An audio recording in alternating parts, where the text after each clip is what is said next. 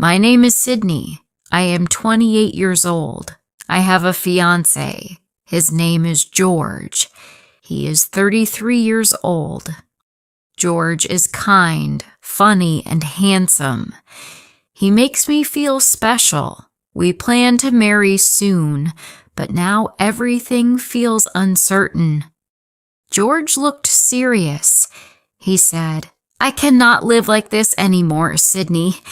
I cannot live with your mother in this house. I froze. I looked at him and said, She has nowhere to go, George. She is my mother. He said, I understand, but I feel like a visitor in my own home. My heart began to beat fast. I loved George. I loved my mother, too. George said, You must choose, Sydney. It is me or your mother. I cannot believe what I just heard. I said, Are you serious, George? Are you really asking me this now?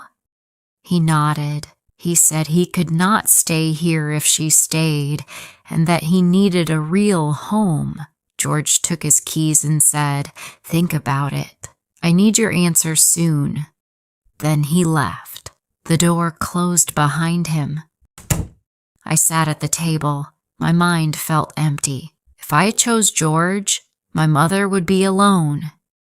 She had no money, no place. If I chose my mother, I would lose the man I planned to marry soon. My eyes were full of tears. I cleaned the kitchen, but my hands shook. I dropped a cup. It broke loudly. My mother heard the sound. She walked in. She said, Sydney, are you okay? I tried to smile. I said, I am fine, Mother, but my voice sounded weak. My mother looked at me. She said, It is about George, isn't it? I nodded slowly. I said, George wants you to leave the house. My mother stayed quiet. Her eyes looked sad. She finally said, If this is what you want, I can go, Sydney. Her words hurt my heart.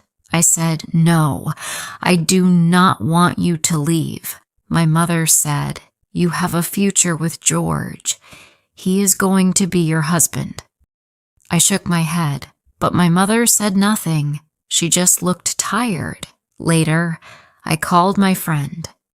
When she answered, she said, Sydney, your voice sounds scared. What is happening? I told her everything. The fight, the choice, the fear inside my chest. She said, Sydney, love does not ask you to choose like that. I said, But I love George. He is my fiancé. We plan our future. My friend said, Future with who? The man he is or the man you think he is? Talk to your mother. She knows something. My mother sat alone in the living room. She said, I packed a few things, Sydney. I do not want more problems here. I said, No, Mom, do not pack anything yet. My mother looked at me sadly. She said, I only want you to be safe and happy. I said, Mother, what do you mean? Is there something you are not telling me? She said, Not now. It is not the right time. My heart beat fast. Mother, please, I need to know what is happening. She stood up and said, Soon, Sydney, I promise you, soon. That night I could not sleep. My heart felt heavy. I wanted to talk to my mother, but I was afraid. The next morning, I went to my mother's room. I said, Mother, please sit. We need to talk again. She said, Sydney, some things are dangerous to say right now. I will tell you when it is safe. Safe? Why did we need safety in our own home? Before I could ask more, we heard a knock. It was our neighbor, Mr. Wilson. He said, George left early this morning. He looked angry. My mother and I looked at each other. I thanked him. He left. My mother closed the door behind him. She said, "Sydney, please, do not talk to the neighbors about George right now." I asked again, "Mother, what are you hiding?" She said, "I am not hiding from you. I am protecting you. You just do not see it." I felt tears in my eyes. Protect me from my own fiancé? I could not stay inside anymore. I put on my jacket and walked outside. When I returned home, I heard my mother's voice. I opened the door. She was talking on the phone. She said, "Yes, I understand. I will not say anything." I stepped into the room. She ended the call and hid her phone. I said, "Mother, who was that?" My mother shook her head. She said, "Sydney, please. I will tell you soon. Not today." I felt hurt. I said, "Mother, I cannot wait anymore. Please tell me the truth today." My mother said, "George is not safe. He is doing something dangerous, something illegal." I could not breathe. I said, "Illegal, Mother?" "No, George works at the shipping company. He is a good man." She shook her head. She said, "That is what he told you, but I heard the calls myself." She walked to her closet and pulled out a brown envelope. She opened it. Inside, I saw money wrapped with black tape. There was also a list of names written with numbers. I did not understand. I said, "Mother, where did you find this? Why is it in our house?" Mother said, "I found it in George's drawer. I was not looking for anything. It fell." My heart stopped. She continued, "That night, George talked on the phone about fast delivery. I heard him late at night, but I thought it was a normal work conversation." I said, "Mother, why did you not tell me before? Why wait until now?" She said, "Because I needed proof. So I talked to a detective yesterday." I froze. I said, "A detective? Mother, you went to the police?" Mother nodded. She said, "His name is Mr. Conway. He told me George is under investigation." I said, "Mother, this can ruin his life and ours too." Mother said, "Sydney, George is dangerous." Before I could answer, we heard a car door slam outside the house. My mother said, "That is him. Hide the envelope quickly." I ran to my room and hid it under my clothes. George walked into the house. He said, "Sydney, you are home. Good.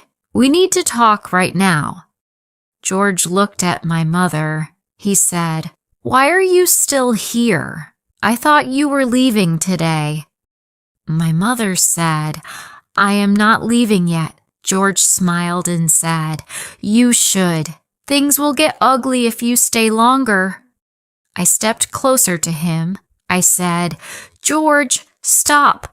Talk to me. What is going on?" He said, "What is going on?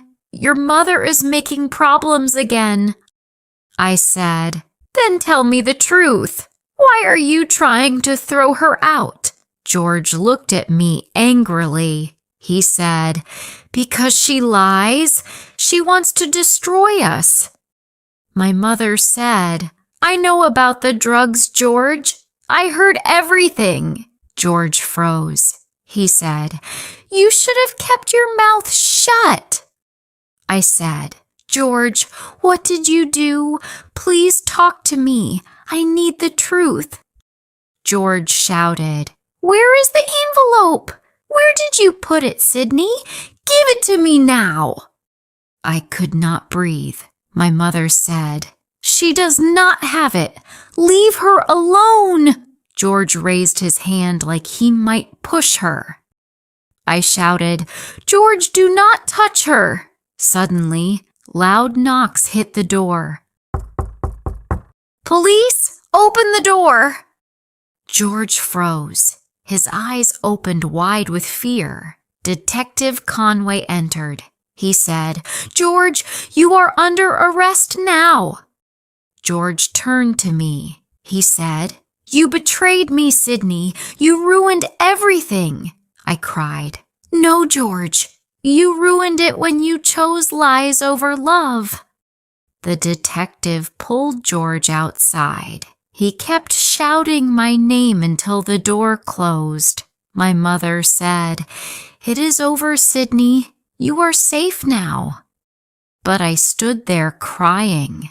Did George ever love me, or was I just a part of his plan? I realized George did not break me. He only showed me who he really was. I understood something important that day. Losing someone dangerous is not a loss. It is a beginning. You can say goodbye to someone and still say hello to a better future. What lesson do you take from Sydney's story? Tell your answers in the comments below. If you liked this story, please like, comment, share, and subscribe.